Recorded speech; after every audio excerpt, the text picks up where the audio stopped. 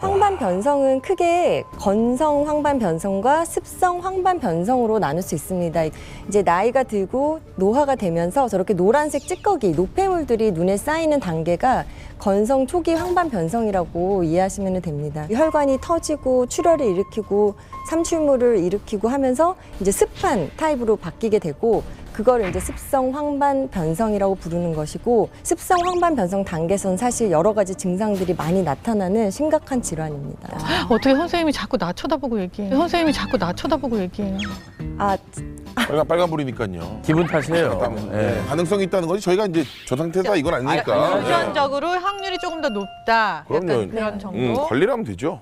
자, 습성 황반 변성의 또 증상이 어떤 게 또 나타나는지. 일단 잘 안 보이는 증상이 첫 번째로 제일 많이 나타나고요. 중심 암점, 그러니까 가운데가 동전처럼 가려 보이는 증상 같은 것이 나타날 수도 있고 변형시라고 해서 물체가 저렇게 꾸불꾸불하게 휘어 보이거나 그런 저거 너무 증상들을 저희가 심하다. 변형시라고 부르는데요. 저런 심한 거 아니에요, 증상들도 나타날 수 있습니다. 지금 저 중심 암점은 아예 안 보이는 거 아니에요? 황반변성은 예. 보시다시피 시력 중심을 보통 침범하기 때문에 중심부가 가려 보이거나 뭐 휘어 보이거나 또 기본적으로 갑자기 생기는 경우도 많거든요. 그래서 증상을 빨리 알아차리게 되는 경우가 대부분 많고요. 아까 제가 설명드린 녹내장 같은 경우에는 반대로 주변부터 야금야금 시야가 좁아들기 때문에 본인이 증상을 자각하는 경우가 굉장히 늦습니다.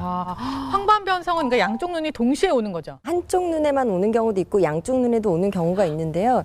한 눈에만 발생했을 때 반대편 눈이 잘 보이다 보니까 진단이 늦어지는 경우들이 많이 있습니다. 그럼 이거를 조금 미리 알아차릴 수 있는 뭔가 방법이 없을까요? 네, 그래, 그래서 그런 거 저희가 중요하다, 그런 거. 암슬러 격자를 이용한 좀 간단한 방법이 뭔 있어서 격자요? 오늘 앞에 준비를 해드렸거든요. 자, 그러면 이거를 지금 암슬러 격자로 이렇게 나눠주셨거든요. 이제 자가 진단하는 방법은 먼저 한 30cm 정도 이렇게 떨어져서 보시면서 한 눈씩 가리면서 이제 이 격자를 보시면 됩니다. 작은 네모칸이 모두 같은 크기로 보이는지, 가운데 검은 짙은 점이 있는데 이 점이 선명하게 보이는지, 4개의 모서리가 모두 선명하게 보이는지, 이 모든 선들이 구불구불해 보이거나 변형되어 보이지 않고 곱게 잘 보이는지 이런 것들을 한 눈씩 번갈아 가면서 체크하시면 됩니다.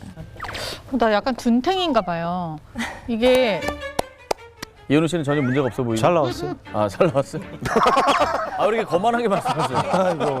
잘 보이는 것 같은 느낌이. 방금 말씀드린 증상 중에 가운데 점이 잘 안 보이다던가 네모칸들이 크기가 달라 보인다던가 구불구불해 보인다던가 하는 증상이 있으면 반드시 병원에 가셔서 망막 검사를 한번 받아보시는 것이 좋습니다. 근데 황반 변성이 잘 걸리는 나이대가 따로 있나요? 50대 이상에서 대부분 생기는 질환이고요. 60대, 70대, 80대 이렇게 나이가 증가할수록 유병률은 굉장히 가파르게 증가하는 질환입니다.